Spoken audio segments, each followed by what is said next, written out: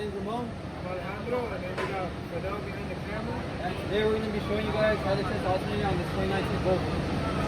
Alright, to start off, you will need to get your safety equipment, which is glasses and steel-toe boots. After that, you will need to make sure you have your equipment to test it, which is mandatory, a DMM, a digital multimeter, and optional, just so you can see a little bit better, a flashlight. Alright, so now we're going to take this fairing off. You just twist these two plastic things. And then we will do a visual inspection on the batteries. Make sure there's no corrosion on them. Make sure they're nice and tight on there. And then we will grab our DMM. We will turn it on. And make sure it's set to the correct, where it's reading 20 volts. And make sure these are on right. The black one goes on calm and the red one goes to the far right. So now we're gonna put our black one into our negative port and then our red onto our positive, and make sure the DMM is reading around 12.6. Okay, now that we finished testing the batteries, we'll put the frame back on.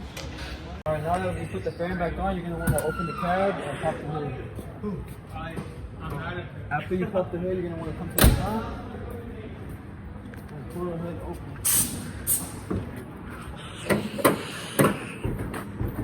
Alright, now that we popped the hood, we're going to want to check the alternator for any corrosions around the positive and negative cables. Make sure no cables are loose on the alternator. And we're also going to want to check the belt to make sure it's not loose, because this could affect the output of the alternator. Alright, now that we checked the alternator, make sure everything's good and tight. We're going to want to hop inside the cab and turn on the truck.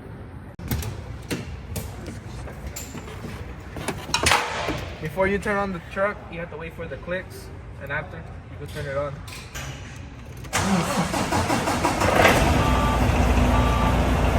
Alright, now that the truck is running, you're going to want to turn your DMM to the same setting, DC20. Make sure your inputs are in the right spot. And you're going to want to test the voltage off the alternator. While you're doing this, make sure you don't get yourself caught within the fan of the belt.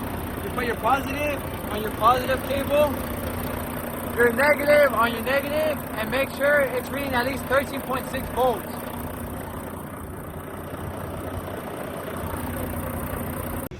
Now that we checked the voltage of the alternator while the truck was running, we could confirm that it's working because it was running at least 13.6 volts.